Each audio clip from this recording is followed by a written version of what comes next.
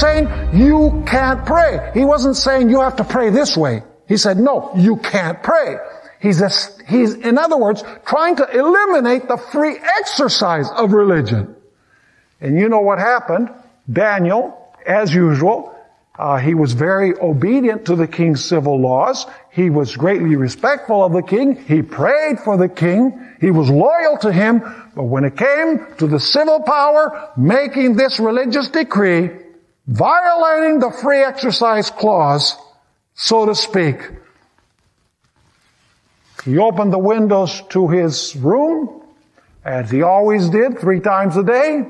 The Bible tells us that he was arrested and he was thrown into a den of lions. Let me ask you, what happens when the free exercise clause is violated? The immediate result is what?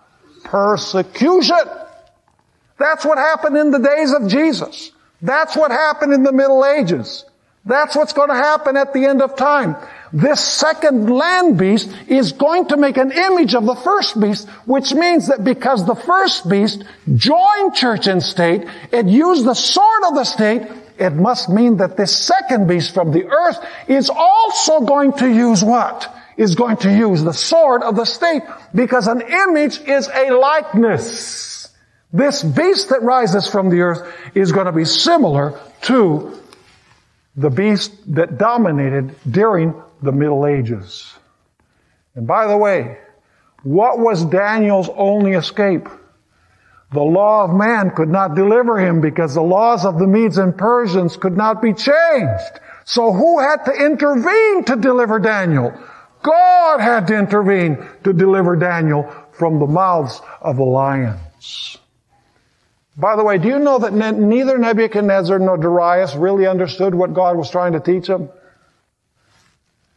Because immediately after this experience, it's interesting, Nebuchadnezzar says, now I forbid anyone to say anything against the God of Daniel. Because if you say anything against the God of Daniel, I'm going to raise your house to the ground and I'm going to chop you up in pieces. Let me ask you, did he have a legitimate right to do that? Absolutely not. He was a civil ruler. He could not say that of the true religion or of a false religion. And Darius didn't understand either. Because after this experience, he says, I command everyone to tremble and to fear before the God of Daniel.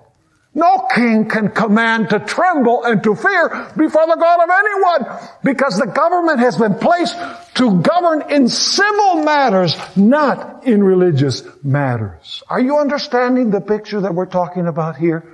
The Establishment Clause and the Free Exercise Clause of the Constitution of the United States were divinely inspired, because these clauses are actually found illustrated in Holy Scripture.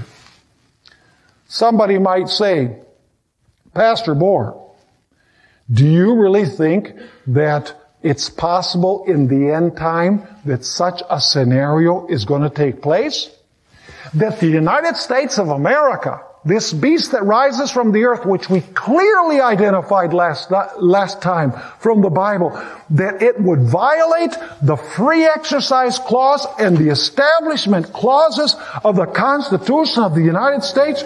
Do you really believe that such a thing is possible?